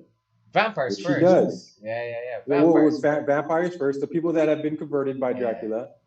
Eventually, he goes up the chain and then finds out that it's Dracula. But in the process, he meets an ally named Tanya, who is also a vampire that was converted by Dracula, but now hunts Dracula and his brides, I guess you would call them. And then it's cool, man. Like, fucking, you see Batman gets given wings. He fucking flies. But you skipped the part. You skipped the part where he was kicking ass. I remember the scene up to now, where he was overpowered by the vampires in the sewers, and then that's where Tanya. And then Tanya comes. I don't know, but before he does this badass move where he uses his blood, and he says shit like, I don't remember the verbatim. Oh yeah. And then he's like, I remember that you guys have feared he got cornered. This symbol. He got cornered by Dracula. And Not Dracula he yet. used his blood. That was with Dracula. Oh, was it Dracula already? That was it was in the sewer. In the sewer. So he gets cornered by Dracula in the sewer. Yeah. And then he uses his blood. He uses his blood and makes the sign of the cross with the blood. So Dracula's like you dare tempt me with your blood. But then he's like he's in a pickle because it's the sign of the cross, so he can't cross it. And then Batman was like, "Hey man, you better get out of here. So sun's about to come out, so you got to get out of here." Yeah, stalemate. So you just get this dialogue with Batman and Dracula thinking to himself. He's like, "I only got to hold out for this much longer," and it's cool because you see a progression. You see a progression of Batman. He gets his wings. There's a whole process on how he does it with the help of Tanya. He's not yet fully a vampire, but he has super strength already. Because he needs to. He tussles with Dracula, and then fuck, man, do I? I know. Okay, it's hard not to. He tussles with Dracula. He has the same kind of strength. Does he get some of his blood? Yeah, he has superhuman strength because he gets a blood transfusion. He gets a blood transfusion from Tanya. Blade? What's that? Why does this remind me so much of Blade Part 2? I was gonna go there. No, 3 Part 2. Yeah, it's similar in a way, but it's similar in a way. So so he has wings. He fights Dracula. Dracula turns him into a fucking vampire. So now you see Vampire Batman. That's in book 2. Yeah. So you see fucking Vampire Batman. You also see Catwoman. Catwoman's in there, Selena Kyle. She's not the actual Catwoman though. She's just an ordinary citizen, but she loves cats. So you see Selena Kyle in there. You see all the villains: Joker, Penguin, Two-Face, the Riddler. He's in there. No, but that's in Red Mist. Anybody? That's I fast forwarded it. Okay. I'm just trying to sell it. Okay. Did I miss anybody? Any other villains? Joker. Riddler. Did you say Riddler? Riddler. Riddler. Freeze was in it. Two-Face. Two-Face was in there. Man-Bat in it? I don't remember if Man-Bat. Man-Bat, no. Well, fucking, he turns into Man-Bat, so. Yeah. So that's where book one Killer ends. Croc is in there. Book 1 ends with that, and then we get into Red Mist, which is poetic for me because it's him learning his powers, right? That he could turn. He's that fucking lethal. He becomes fucking Dracula, essentially. No, the question in relation So, to oh, another thing. Remember the Killing Joke? Yeah. Oh, you've read Killing Joke too? Yeah. No, I didn't read it, but I know the gist. Yeah. Okay. That he kills the Joker, right? They both die. He doesn't kill him because Batman doesn't kill. So anyway, but not in this one though. Okay, well, read that first. That's a different. Yeah, I got to read that. But in this one, he's constantly fighting his urge. You know, the vampires have an urge to drink blood. Well, Tanya supplies him with this. What do I call it? Like this? It's not a potion, but it's like a pseudo. It's a pseudo blood. It's a what? Serum. It's like it's a serum. So a blood serum, like what Blade did. But Blade actually was drinking blood packets, wasn't he? It was also like from the blood bank. He was getting injected. Serum? He was getting injected. Okay, yeah, my bad. So he had a serum that would kind of quell his thirst. But eventually it wasn't working anymore. Kind of similar to Blade, it wasn't working anymore. So now he's fighting his urge to drink. He's still pure of heart, so they set this trap for him. The Joker sets a trap for him. By the way, Joker ends up being in charge of fucking a legion of vampires, which is fucking crazy. So they set a trap for him. We're on Red Mist. The Joker goes into a room full of fucking crucifixes, thinking this is gonna stop Batman because he's a vampire. He's not supposed to be able to come around. Process. But then he's like, well, I haven't bit anybody yet, so I can, because I'm so pure of heart. Long story short, making the Joker his first victim. Yeah. Which is like, I mean, his ultimate nemesis ends up turning him full fucking vampire. Yeah. So how poetic is that, man? Exactly. Lovely, right? How poetic is that? Wait, before you move forward, Go ahead. No, I want you to draw the. Let's face it, Blade Trinity is also another superhero versus Dracula, right? I did not like it. I mean, it's not as bad as people make it out to be, but it's not a good. I don't like it. Exactly, head to head, right? Compare that. What does that do wrong that this does right? The way Batman faces off. You know what I mean? Because they're both been done. This superhero versus Dracula.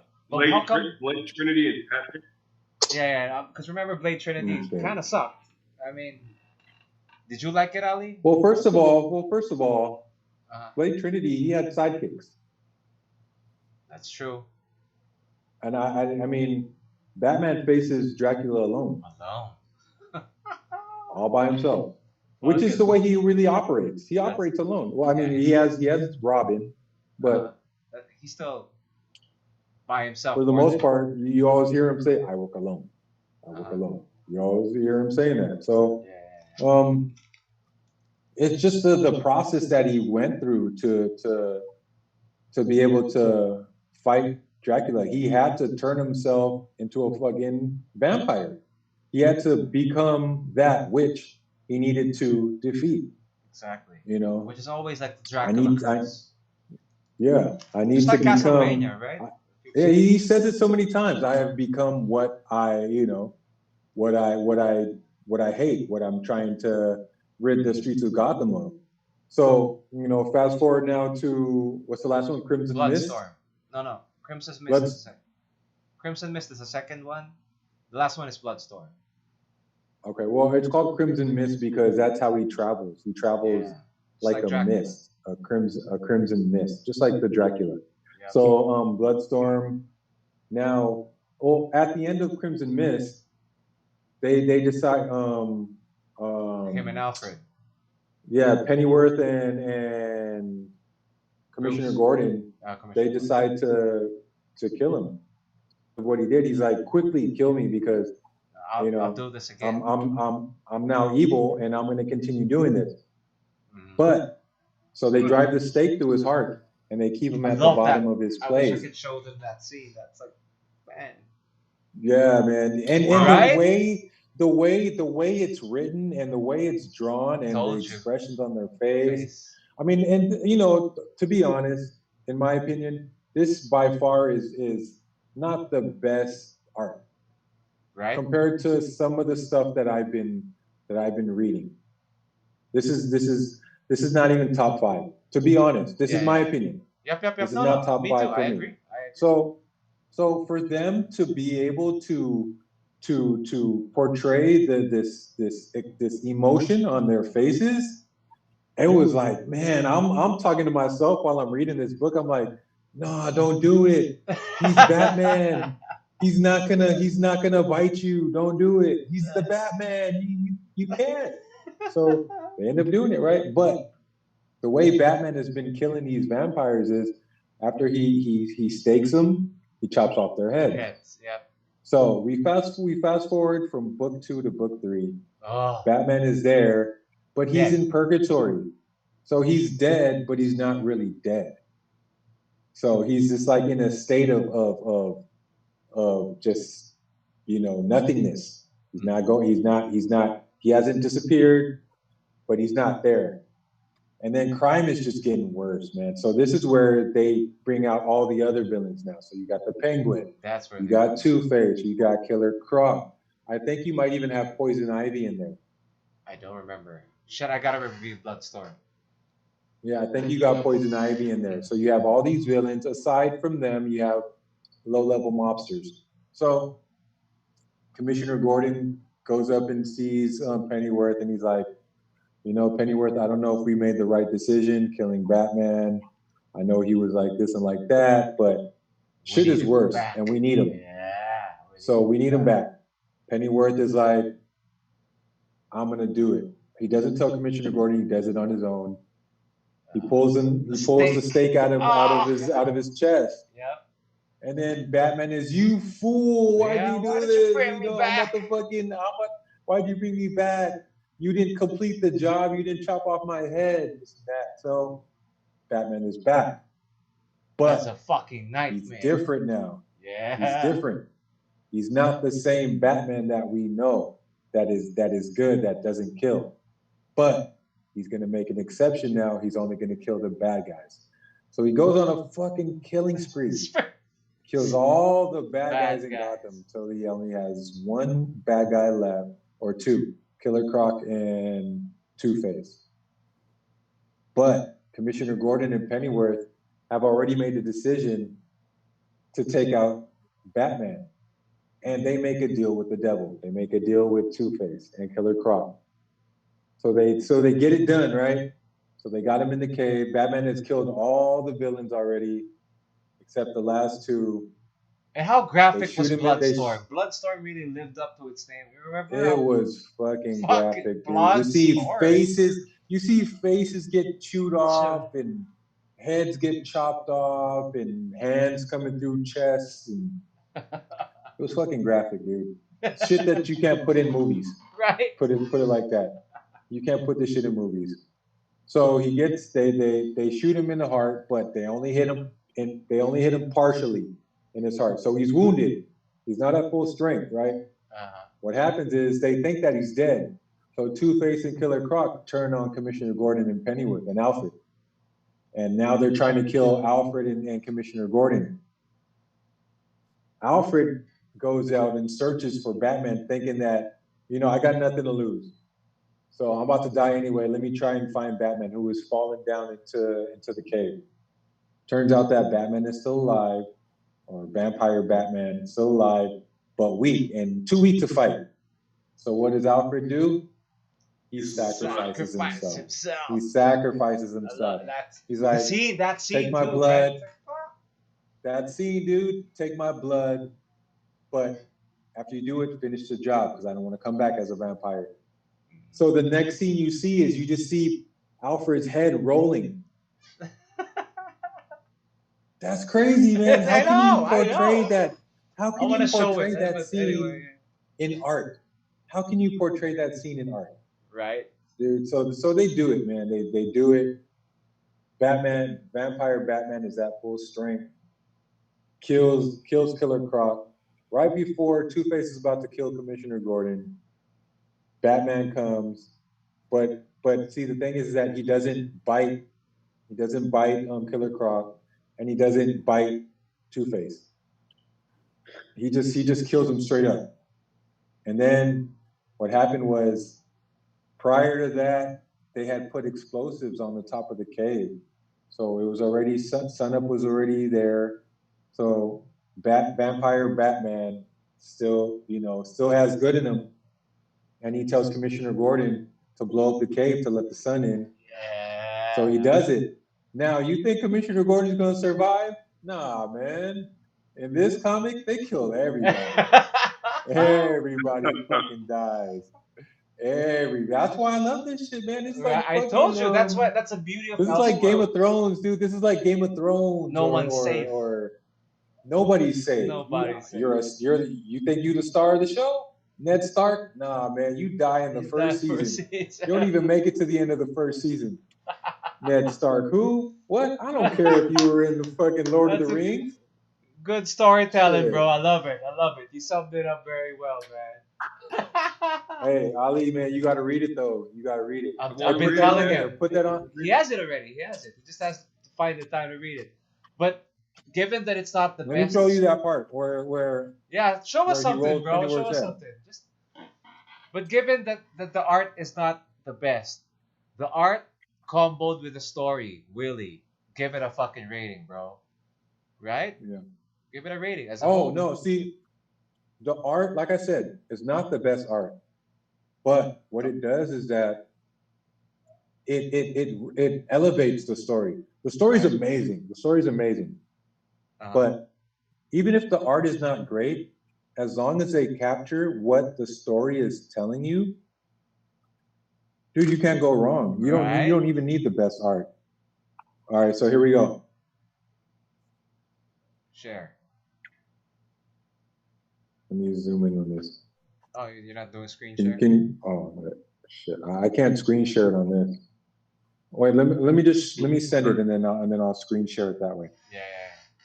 Because I don't know why my screen share is like, they're like, you can't screen share anymore. I'm like, oops, I think this free Zoom has taken its toll. Wait, rate it, Willie. Oh, show us the picture in this. Give us your rating. Oh, dude, if I'm gonna rate the trilogy, that's a 10 out of 10. Right? Fucking 10 out of 10. Easy. Fucking easy. One of the best Batman stories, because you get your detective work, you get your action, and you get your gore that you don't see in Batman. Well, you don't really see that in a lot of Batman books. Imagine that story is fucking ages old, bro. What year was it? How old is it? It should say on the book. It's probably 90s, man. Late 80s, maybe. I got it. Coming back. Share screen. Photos. Bam. Here we go. Look at that. Oh, wow. Yeah. So that's him? Look at that. Bump. Bump. Thump. Thump. His head just rolls out. No, that's Killer Croc in the cave. And then they show that Alfred. At the bottom of the page, you see Alfred's head. Yeah, rolling, and Killer Croc's like, "What?" You see Alfred's head at the bottom.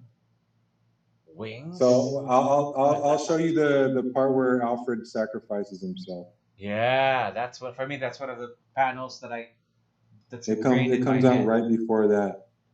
The panels that are ingrained in my head is 1, of course, the crucifix in the sewer. 2, the bat wings on Batman. It's actually 2 pages. Which one? Go. Ollie's falling asleep with your story, Willie. 2 pages, the part where Alfred sacrifices himself. Mm-hmm. So I'll give you guys both.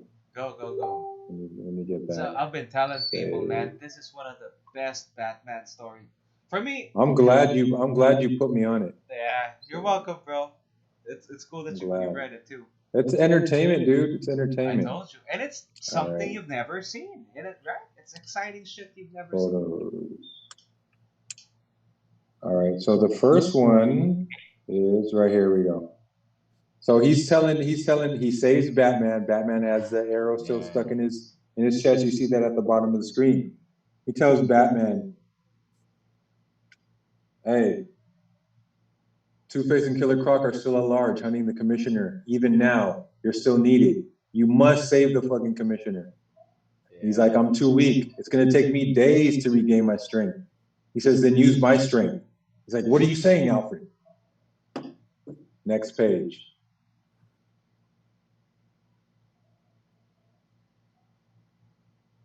Where am I? Here we go. Next page. Boom. He's like, "My blood is yours, sir. It is the only way, and all I ask is that you prevent me from coming back." Yeah. He breaks the arrow, and then you see Alfred in the background, covered in red, just like waiting for it. Yeah. And then you get that page that I sent you, the first one. Yeah. Of his head bouncing. So you're like, how is Batman gonna do it? Right? You know, Alfred already offered up his blood. But how is Batman gonna do it? Is he gonna do it? And then he's gonna roll his head out to where Killer Croc is? Right? That's crazy. That's crazy. Killer Croc, all the while prior to that, Killer Croc is stalking Alfred. He's stalking Alfred. He's like, "Come on, old man, make it easy on yourself. If you come out, I'll make it quick. If you put up a fight, I'll eat your legs first." Just talking mad shit, right? Killer Croc style. He's like, "Go ahead and keep running. It just makes the blood even warmer for me. Warms up your blood for me." So Killer Croc, he's like, "All right, I'm about to get him now. He's right around the corner." He turns the corner, and then the head comes rolling out to him. Right? He's like, "What? Like, what? The fuck? What the fuck?" Fucking He said, "What?" There. You dead, Batman boy? comes out, full strength. Full strength, baby, with fucking. But yeah, this is again, like. That deserves a shot. Damn, am I frozen right now? No, you're not. Ollie's frozen. Okay. He's falling asleep. This is another one of those books, like Hush, that I could not put down. I told you. That I couldn't stop. Blackest Night is also going to be like that. We'll talk about that next time. So I'm on Blackest Night now. Again, I flip back and forth. I go Marvel, DC. So I'm on DC now. I go back. I finished the 198. So I haven't even which was pretty good. It's shout out to your favorite, the artist. What's his name? Fuck, Jim Muniz. Muniz, yeah. Muniz. I don't know. I think there's an Enya. So Muniz. I hope he responds.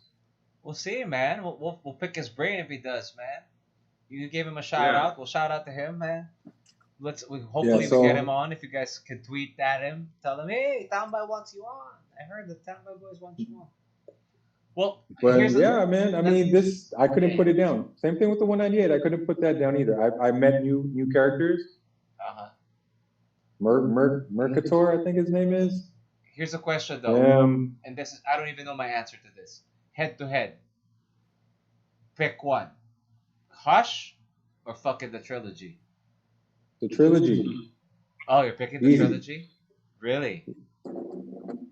Me, out of love for Jim, I pick really. Because it's Batman, dude. That's like you've never seen Batman Unleashed. Yeah, like you've never seen. Like you've never seen. It's Batman against Dracula. Yeah. You put those two together, dude. I mean, Hush was great. But this is Dracula. He's an icon, man. Just another Elseworlds, and let's end on this. If you want to see Batman against Jack the Ripper, Gotham by Gaslight. Ooh. Gotham by Gaslight. Just so you understand, just to sell it further, the guy who does the art on Gotham by Gaslight, his name is Mike Mignola. He's the one who created Hellboy. So the art is not as good, but he uses shadows very well. He's known for that. chiaroscuro. That's a Renaissance style of painting. He uses that. Gotham by Gaslight, man. That's if you want Batman, but you're on Blackest Night. So anyway, Look at my virtual background, though, man. Looking at this, how could you not want to read Blackest Night? Blackest Night. Ali, gotta catch up on your reading, bro. We gotta catch up. We gotta catch up. Who's my artist on Blackest Night? Oh, Vice? That Beast? No. Wait. I love him too. He's got good art. Blackest Night. Ivan Reis. Ivan Rice. There you go. Ivan Rice. That guy's got good art. This guy is amazing. Amazing art, bro. Plus the story is also by I think is it by Jeff Johns? Is it? Let me see. Blackest Night. Yep. Jeff Johns. Johns. Yeah, let's talk about that next time. Let's wrap this up because Ali's falling asleep.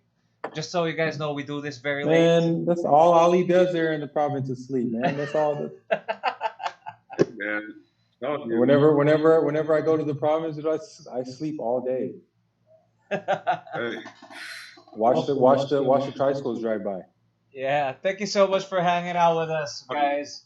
It's been Willie, man. That's a fucking.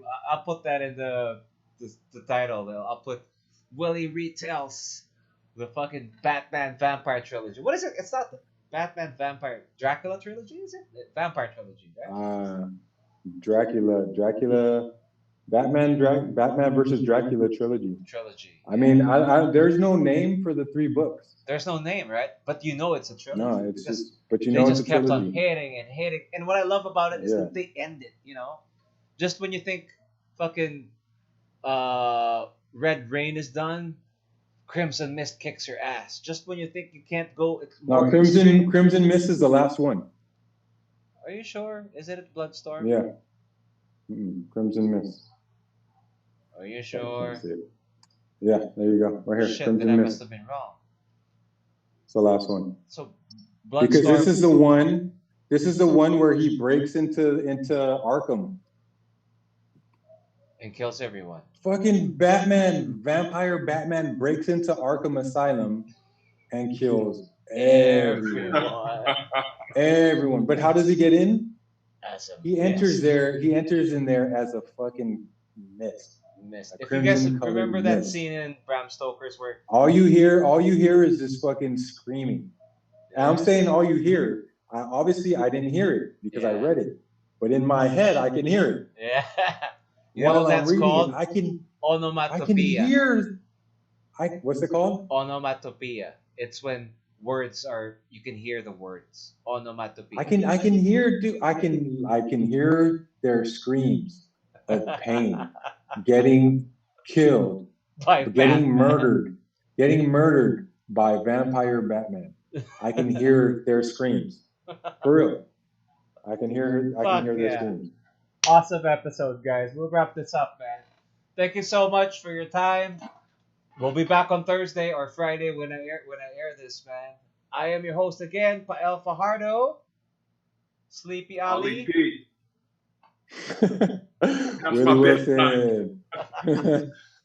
Adios, guys. Thanks. Remember to like the page and share. Adios.